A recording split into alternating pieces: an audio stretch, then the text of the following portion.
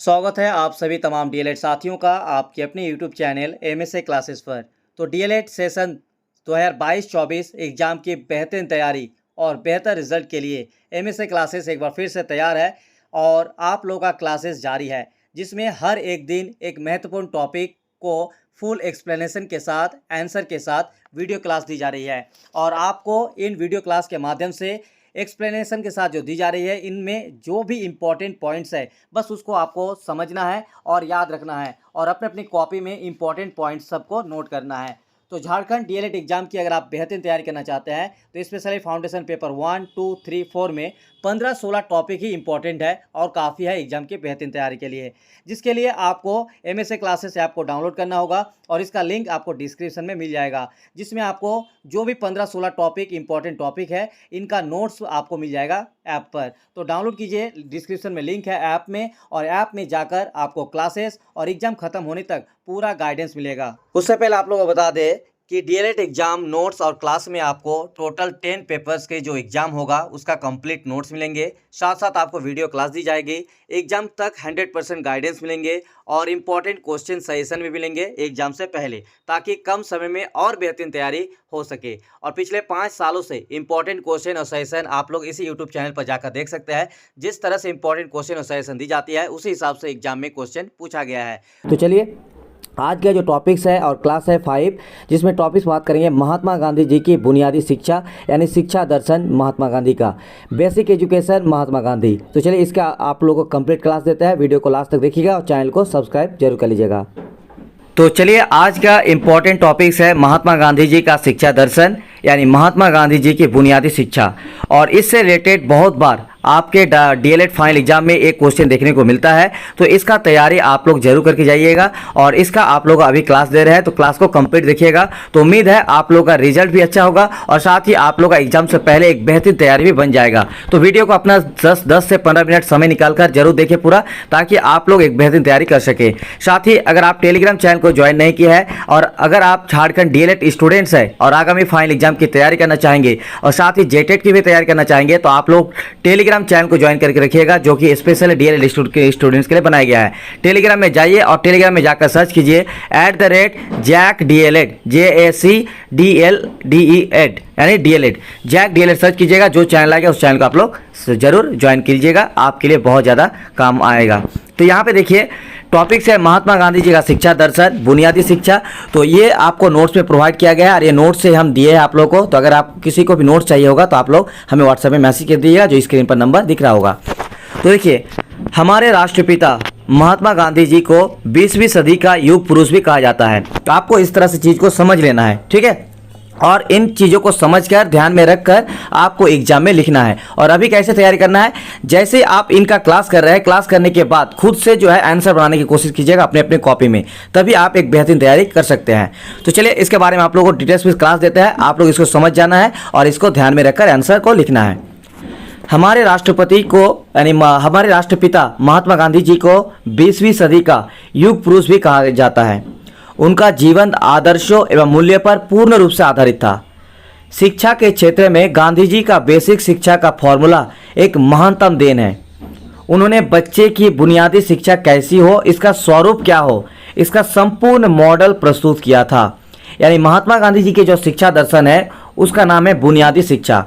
और बुनियादी शिक्षा में क्या है कि बच्चों की जो बुनियादी शिक्षा कैसी होनी चाहिए, उसका स्वरूप कैसा होना चाहिए, किस तरह से बच्चों को शिक्षा दी जानी चाहिए, क्या क्या शिक्षा दी जानी चाहिए, इस तरह से एक संपूर्ण एक कंप्लीट मॉडल प्रस्तुत किया था महात्मा गांधी जी ने। उन्होंने 1937 में वर्धा के राष्ट्रीय शिक्षा सम्मेलन के दौरान भारत में शिक्षा का यह मॉडल प्रस्तुत किया था, ठीक है। तो महात्मा गांधी ने जो बुनियादी शिक्षा है ये मॉडल प्रस्तुत किया था कब, तो 1937 में वर्धा के राष्ट्रीय शिक्षा सम्मेलन में, जिसमें 10वीं तक अंग्रेजी मुक्त कुटीर उद्योग आधारित था। गांधी जी की बुनियादी शिक्षा को वर्धा शिक्षा योजना के नाम से भी जाना जाता है, क्योंकि ये वर्धा शिक्षा सम्मेलन में प्रस्तुत किया गया था। इसीलिए महात्मा गांधी जी की शिक्षा को भी जो है वर्धा शिक्षा के नाम से जाना गया। और ये आपका 1937 में प्रस्तुत किया गया था महात्मा गांधी जी के द्वारा। अब चलिए आगे बढ़ते हैं। गांधी जी की शिक्षा का जुड़ाव जीवन से था, उसका आधार और उद्देश्य ही जीवन था। इसीलिए उन्होंने बुनियादी या आधारभूत शिक्षा का नाम दिया। यानी महात्मा गांधी जी ने शिक्षा का जो मॉडल प्रस्तुत किया था उसमें उन्होंने बच्चों के, मनुष्य के जीवन को ही आधार माना था और इसीलिए उन्होंने इस शिक्षा मॉडल को नाम भी दिया था बुनियादी शिक्षा या बेसिक एजुकेशन या आधारभूत शिक्षा। इनकी शिक्षा में कृषि, कताई बुनाई, लकड़ी, चमड़े, मिट्टी का काम, पुस्तक कला, मछली पालन, फल और सब्जी की बागवानी, बालिकाओं के लिए गृह विज्ञान, ये समस्त विषय थे। तो ये भी आप लोगों को ध्यान में रखना है कि कौन कौन सा महात्मा गांधी के मॉडल में प्रस्तुत किया गया था शिक्षा के एजुकेशन मॉडल में, कि इसकी जो महात्मा गांधी जी ने जो बुनियादी शिक्षा प्रस्तुत किया था उसमें क्या क्या है कि कृषि की शिक्षा, कताई बुनाई, लकड़ी, चमड़े, मिट्टी का काम, पुस्तक कला, मछली पालन, फल और सब्जी की बागवानी, साथ ही बालिकाओं के लिए गृह विज्ञान, ये समस्त विषय को जो है महात्मा गांधी जी ने अपने मॉडल, शिक्षा मॉडल में प्रस्तुत किया था, जो हमारे सामाजिक परिवेश से जुड़े हुए हैं। यानी इनकी शिक्षा से ही बच्चे जो है पूरी तरीके से सामाजिक परिवेश में भी आ जाएंगे। इनके अतिरिक्त वे बालकों को मातृभाषा, गणित, सामाजिक अध्ययन एवं सामान्य विज्ञान, कला, हिंदी, शारीरिक शिक्षा देने की वकालत करते हैं। यानी इनके अलावा उन्होंने मातृभाषा, ठीक है, यानी बच्चों की जो खुद की मातृभाषा है उसका, गणित, सामाजिक अध्ययन यानी ईवीएस, सामान्य विज्ञान यानी साइंस, कला, आर्ट्स, हिंदी, शारीरिक शिक्षा देने की वकालत भी उन्होंने किया है। गांधी जी के अनुसार शिक्षक द्वारा बालकों को कार्य, क्रिया और अनुभव आधारित शिक्षण कराना चाहिए। यानी गांधी जी ने जो के अनुसार जो शिक्षा है वो बालकों को कार्य जो है उस क्रिया और अनुभव पर आधारित शिक्षा देने की वो मॉडल, शिक्षा मॉडल प्रस्तुत किया है। अब इसकी विशेषता क्या है वो देख लेते हैं। महात्मा गांधी जी के द्वारा जो शिक्षा का मॉडल प्रस्तुत किया गया था जो कि बुनियादी शिक्षा है, तो बुनियादी शिक्षा यानी बेसिक एजुकेशन, तो बेसिक एजुकेशन की कुछ यहाँ पे इंपॉर्टेंस यानी उसकी विशेषता देख लीजिए, कैरेक्टरिस्टिक्स। पहला पॉइंट नंबर 1, बुनियादी शिक्षा का पाठ्यक्रम 7 वर्ष की अवधि का था। यानी जो बुनियादी शिक्षा दी जानी चाहिए महात्मा गांधी जी के अनुसार उसका पाठ्यक्रम यानी उसका जो पाठ्यक्रम था वो 7 वर्ष की अवधि के लिए था। इसमें 7 से 14 वर्ष के सभी बच्चों को निःशुल्क और अनिवार्य शिक्षा की बात कही गई है। तो ये सब आप लोगों को पॉइंट कर लेना है अपने कॉपी में, ठीक है। ये सब चीज़ बहुत ज़्यादा जरूरी है, इसको ध्यान में जरूर रखना है आप लोगों को कि बुनियादी शिक्षा का पाठ्यक्रम कितने वर्ष का था, तो 7 वर्ष का था। और इसमें कितने वर्ष के बच्चों को जो है निःशुल्क और अनिवार्य शिक्षा की बात कही गई, तो वो है 7 वर्ष से लेकर 14 वर्ष के बच्चों को।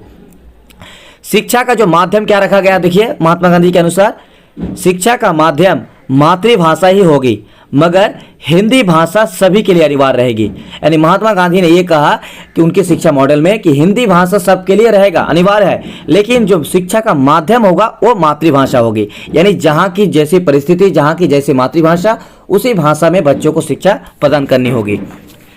चौथा देखिए विशेषता, बुनियादी शिक्षा का आधार शिल्प था। शिल्प शिक्षा के माध्यम से बालकों को आत्मनिर्भर और स्वावलंबी बनाने के उद्देश्य थे। यानी महात्मा गांधी जी का जो बुनियादी शिक्षा था उसका मेन आधार जो था वो शिल्प था। और शिल्प के माध्यम से क्या होता कि अगर शिल्प के माध्यम से, शिक्षा के माध्यम से दी जाती शिल्प का, तो बच्चे जो है आत्मनिर्भर बनेंगे और स्वावलंबी बनेंगे। ये महात्मा जी के उद्देश्यों में शामिल था, ठीक है। तो ये रहा चौथा विशेषता। पांचवा विशेषता देख लेते हैं। शिल्प शिक्षा में सामाजिक एवं वैज्ञानिक शिक्षण को महत्व दिया जाए। यानी शिल्प शिक्षा में सामाजिक और वैज्ञानिक शिक्षण को भी महत्व देने की बात कही गई है। शारीरिक श्रम को महत्व दिया गया। यानी उन्होंने शारीरिक श्रम, ठीक है, फिजिकल जो लेबर है यानी फिजिकल जो काम है उसको भी ये महत्व दिया गया है महात्मा गांधी जी के अनुसार। यह शिक्षा बालक के परिवेश, उनके गांव और शिल्प उद्योग से घनिष्ठ संबंधित हो। बालक स्वयं निर्मित उत्पाद का विक्रय कर विद्यालय पर व्यय कर सके। लड़के तथा लड़कियों के लिए समान पाठ्यक्रम की व्यवस्था। यानी ऐसा नहीं कि लड़कियां हैं तो उनके लिए कम और लड़का है तो ज़्यादा, या लड़का है तो कम और लड़की है तो ज़्यादा, ऐसा नहीं। दोनों के लिए बराबर पाठ्यक्रम की व्यवस्था महात्मा गांधी जी की शिक्षा मॉडल में आई है। 10वां में देख लीजिए, कक्षा 6 और कक्षा 7 में पढ़ने वाली बालिकाएं बेसिक शिल्प से गृह विज्ञान ले सकती हैं, ठीक है, तो ये पॉइंट भी आप लोगों को ध्यान में रखना है कि कक्षा 6 और 7 में पढ़ने वाले स्टूडेंट्स जो कि छात्राएं यानी बालिकाओं के लिए बेसिक शिल्प से गृह विज्ञान लेने की बात भी कही गई है। 11 नंबर पॉइंट में पाठ्यक्रम का स्तर 10वीं के तुल्य हो। पाठ्यक्रम का धर्म एवं अंग्रेजी का कोई स्थान नहीं होगा, यानी जो भी पाठ्यक्रम बनेगा उसमें किसी भी तरह का धार्मिक और किसी भी तरह का अंग्रेजी का कोई स्थान नहीं दिया जाएगा। ये था महात्मा गांधी जी का बुनियादी शिक्षक। तो ये 12 पॉइंट को अगर आप ये ध्यान में रखते हैं ना, तो आप आसानी से एग्जाम की बेहतरीन तैयारी करेंगे, और अगर एग्जाम में आ भी गया क्वेश्चन तो आप बेहतरीन तरीके से लिख सकते हैं। इन 12 पॉइंट के माध्यम से आप पूरा क्वेश्चन को आंसर बना सकते हैं। ठीक है, तो आप बताते हैं कि महात्मा गांधी जी का जो शिक्षण दर्शन था बेसिक एजुकेशन का, यानी बुनियादी शिक्षा, आधारभूत शिक्षा, उसका उद्देश्य क्या था। तो देखिए उद्देश्य महात्मा गांधी जी के इसके पीछे क्या क्या था शिक्षा मॉडल में। पहला है रोजगार का साधन। पहला क्या है? रोजगार का साधन। महात्मा गांधी के विचार में शिक्षा ऐसी हो बालक की आर्थिक आवश्यकताओं को पूरा करती हो। देखिए आप लोगों को टेक टिप्स बताते हैं, आप लोग इस क्वेश्चन को कैसे ध्यान में रखना है। अभी आप कॉपी में जो नोट कर रहे हैं तो क्या करना है, गांधी जी के शिक्षा दर्शन के यहाँ पे पॉइंट कीजिए, और जो यहाँ पे पहला पॉइंट है जैसे रोजगार का साधन, दूसरा नंबर देखिए सांस्कृतिक लक्ष्य, तीसरा है बालक का समग्र विकास। तो इस तरह से जो पॉइंट है मेन पॉइंट, हाईलाइटेड पॉइंट, उनको आप कॉपी में नोट कीजिए, और बाकी चीज जो उसके बारे में डिटेल्स में लिखा हुआ है उसको बस आप लोग समझ लीजिए और बस उसको डिटेल्स में कर दीजिएगा, लिख लीजिएगा। ठीक है, और इसका तैयारी आपको करना क्या है, अभी क्लास खत्म होने के बाद आप लोग इसका तैयारी करेंगे अपने कॉपी में, उसको बिना देखे क्वेश्चन का आंसर बनाने की कोशिश कीजिएगा, देखिएगा आपकी एक बेहतरीन तैयारी बनेगा। ठीक है, तो पहला था रोजगार का साधन, जिसमें महात्मा गांधी ने कहा कि बच्चों को एक ऐसी शिक्षा दी जाए जिसमें बच्चे जो है आत्मनिर्भर बने, स्वावलंबी बने, और खुद ही जो है इतना मतलब अपनी आवश्यकता को पूरा कर सके ताकि बेरोजगारी से मुक्त हो। दूसरा उन्होंने कहा था सांस्कृतिक लक्ष्य। तो महात्मा गांधी की जो शिक्षा दर्शन है उसका सांस्कृतिक लक्ष्य क्या था, तो महात्मा गांधी जी ने शिक्षा को संस्कृति का आधार माना है। बालक की शिक्षा ऐसी हो जो उनको अपनी संस्कृति तथा परंपराओं एवं मूल्यों से जोड़कर रखे, यानी बच्चों को शिक्षा ऐसी दी जाए जो उनके अंदर संस्कृति और उनकी परंपराओं और मूल्य उसमें विकसित हो सके। ठीक है, तीसरा पॉइंट बालक का समग्र विकास, यानी बालक का समग्र विकास मतलब कि बच्चे का शारीरिक, मानसिक, आध्यात्मिक तीनों रूप से बच्चा जो है विकसित हो।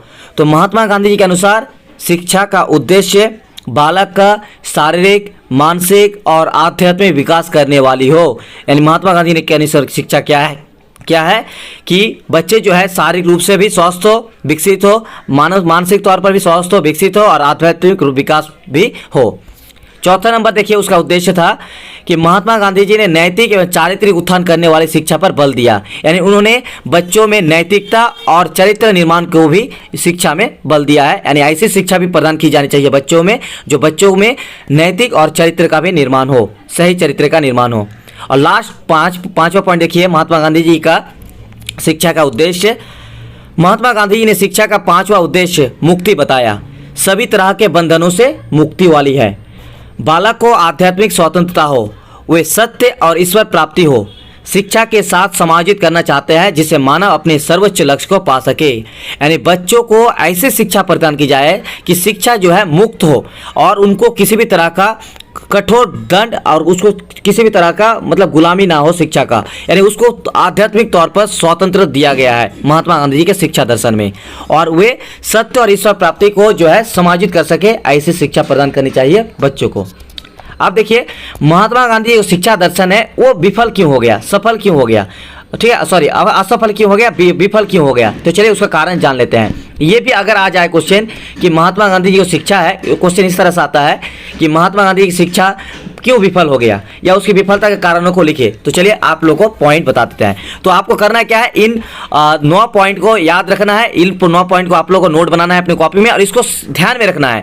आप इसको ध्यान में रखिएगा और अभी इसको तैयारी भी कीजिएगा कॉपी में, और एग्जाम में बस इसको अगर सिर्फ यही क्वेश्चन आए महात्मा गांधी की बुनियादी शिक्षा की विफलता है, फिर भी आपको महात्मा गांधी की जो शिक्षा दर्शन है बुनियादी शिक्षा उसके बारे में कुछ पॉइंट लिखना है, और फिर आप लोगों को विफलता के बारे में अगर सवाल आए तो फिर इसके बारे में भी लिख देना है। पहला है सरकार की उदासीनता। तो पहला पॉइंट आपको देना है सरकार की उदासीनता, चाहे राज्य सरकार हो या केंद्र सरकार। तो बुनियादी शिक्षा को लेकर सरकार की उदासीनता के कारण ही यह है बुनियादी शिक्षा सफल नहीं हो पाया। दूसरा, कि बुनियादी शिक्षा प्रणाली से जनता की अनभिज्ञता, यानी जो बुनियादी शिक्षा महात्मा गांधी जी की देन है, इसको लेकर जनता में अभी तक जानकारी नहीं है, जानकारी का अभाव है इसीलिए। तीसरा आपको देना है बुनियादी शिक्षा की गलत धारणा। बहुत सारे लोगों को इसका गलत धारणा भी है, तो ये है बुनियादी शिक्षा की गलत धारणा।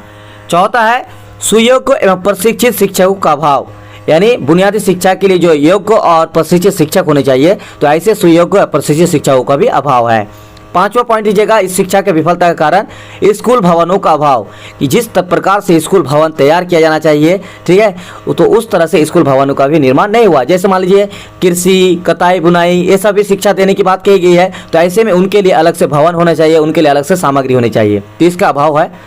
शिक्षकों की निष्ठा में कमी एवं स्वार्थपरता, ग्रामीण जनता के निर्धनता एवं निरक्षरता। ग्रामीण जनता ज़्यादातर क्या है, निर्धन है और निरक्षरता है, जिसकी वजह से भी ये सफल नहीं हो पाया। उपयुक्त पाठ्य पुस्तकों तथा शिक्षण सामग्री का अभाव, बुनियादी शिक्षा के प्रति अभिभावकों के उत्साह में कमी। तो ये है महात्मा गांधी जी का शिक्षा दर्शन और ये रहा उनका विफलता के कारण। तो आप लोगों को इनको सभी को नोट करके तैयारी करना है, और अगर आपको नोट चाहिए तो इससे भी ज़्यादा आप लोगों को टॉपिक मिलेगा हमारे नोट्स में, जो आपके फाइनल एग्जाम की बेहतरीन तैयारी आसानी से कर सकते हैं। तो स्क्रीन पर नंबर दिख रहा होगा 9110 9115 52, हमें व्हाट्सएप में मैसेज कर दीजिए।